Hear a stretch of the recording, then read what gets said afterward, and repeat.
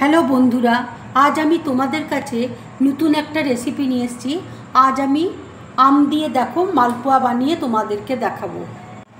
এখানে দেখো এক বাটি ময়দা রয়েছে, এই বাটির দেখো এক বাটি সুজি রয়েছে, এখানে দেখো চিনির গুঁড়ো রয়েছে,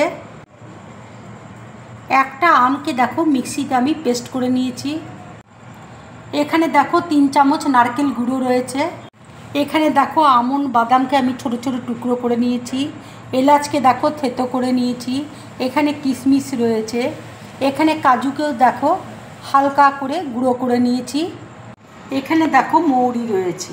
আর দেখো একটা বোলের মধ্যে আমি ময়দা নিয়ে নিচ্ছি, সুজি দেখো নিয়ে নিচ্ছি, এবার দেখো নারকেল গুঁড়ো দিয়ে দিচ্ছি, এবার দেখো চিনির গুঁড়ো আমি দিয়ে দিচ্ছি, এবার দেখো আমন্ড বাদামকে আমি দিয়ে দিচ্ছি,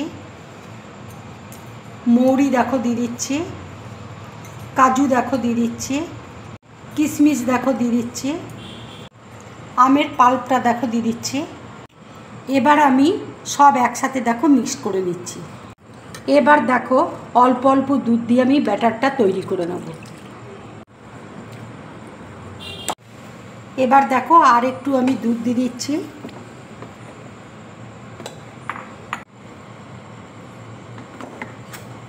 এবার দেখো ব্যাটারটা আমি 10 মিনিটের জন্য ঢাকা দিয়ে রাখবো।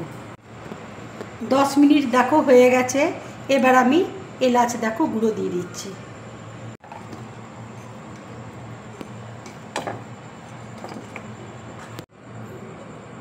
ব্যাটারটা দেখো খুব পাতলাও হবে না খুব গাঢ়ও হবে না, ঠিক মিডিয়াম ঘনত্বে থাকবে।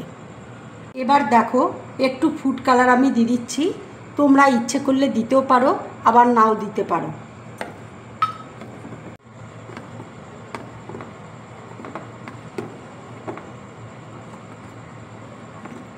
কড়াইয়ে দেখো তেল দিয়েছি, তেল দেখো গরম হয়ে গেছে, এবার আমি এক হাতা করে দিয়ে দেবো ব্যাটারটা।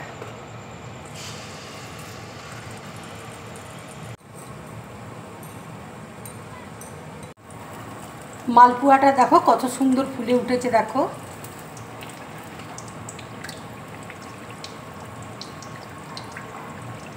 ভাজা দেখো হয়ে গেছে, এবার আমি প্লেটের মধ্যে তুলে নিচ্ছি। এবারে দেখো আমি একটু ছোট ছোট সাইজের করছি,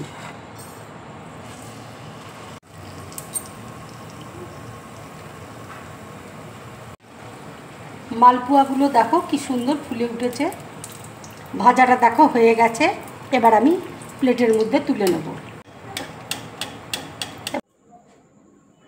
সব মালপোয়াগুলো দেখো আমার ভাজা হয়ে গেছে, তোমরা এরকম মালপোয়া ভেজে চিনির রসেও দিতে পারো, আমি কিন্তু এখানে চিনির রসে দেখো দিইনি। আমের মালপোয়ার রেসিপিটা যদি তোমাদের ভালো লাগে তাহলে লাইক করবে, শেয়ার করবে, আর ডিম ব্লগ চ্যানেলটাকে সাবস্ক্রাইব করবে। তোমরা বেশি করে কমেন্টস করবে, তাহলে আমার খুব ভালো লাগবে। নমস্কার।